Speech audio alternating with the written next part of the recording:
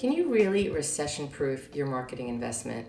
Well, there are ways we can try to recession-proof some of our own personal expenditures, like I'm going to buy my Christmas vacation plane tickets today because I just don't know how fast those prices are going to go up. But when it comes to your marketing investment, typically people are looking at a very binary set of options. Either I have to cut my costs, or I'm going to go in whole hog and invest in growth. I hear two voices around this argument. Voice number one will say, profitability is the most important way to sustain my business.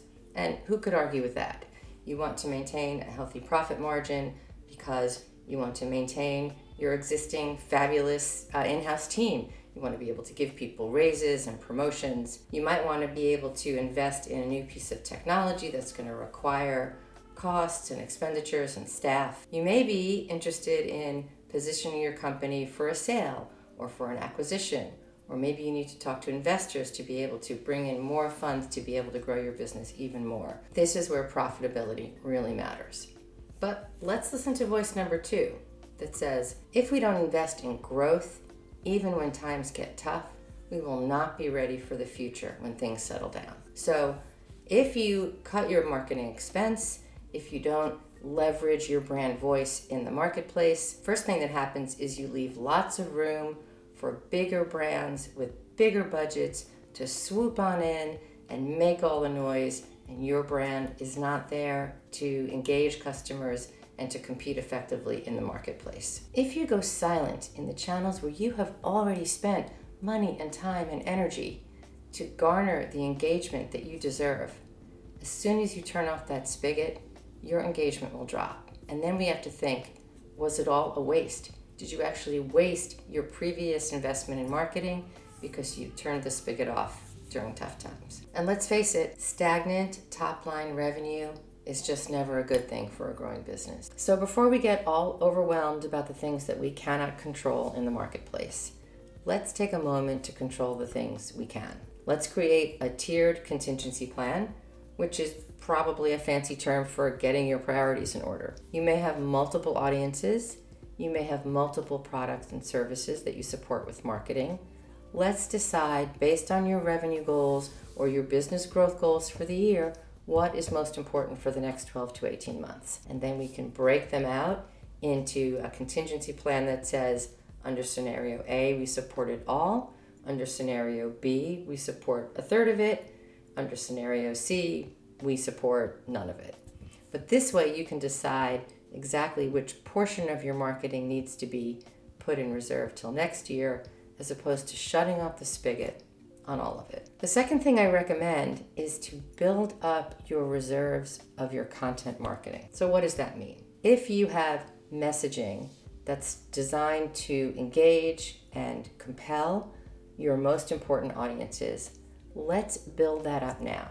You can start by building long-form pieces about your value, and those pieces can be chunked out and split apart and delivered through all different kinds of marketing channels.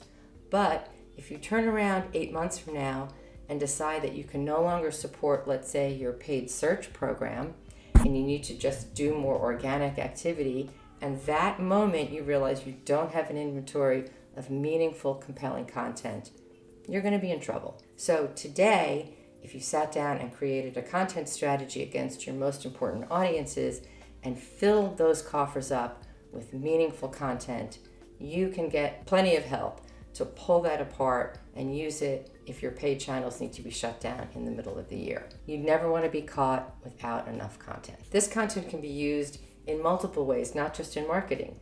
You can use the content to guide a webinar or an event that you plan. You can use the same content to create sales collateral material. But without a base of content that's meaningful and high value to your customers, you will be shorthanded, at least, when it comes to looking for organic channels where you can deliver your voice and your value. And the third thing I recommend is not sexy. It's like getting your plumbing done when you renovate your house, when what you really want to do is buy new tile. Make sure the foundational elements of your marketing are in place. That's simple. It means make sure your website is SEO optimized. The simplest things.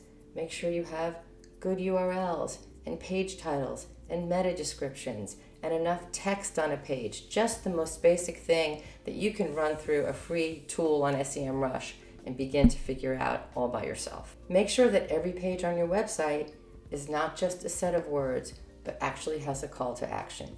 Every single page. We want a visitor to every single page on your website to know what to do after they've read that page.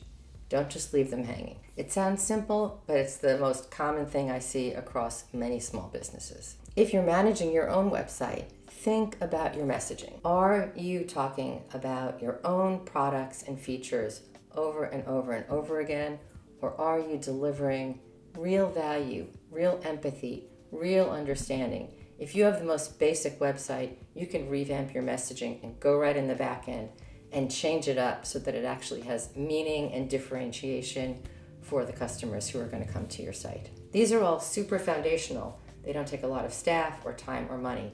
But if you turn around in 8 months and realize, oh no, I have to cut my advertising spending, I have to cut my sponsorships, I have to cut down the allocation that I have for paid search, what's left is your organic content, your owned media, and the value and sort of health of your website.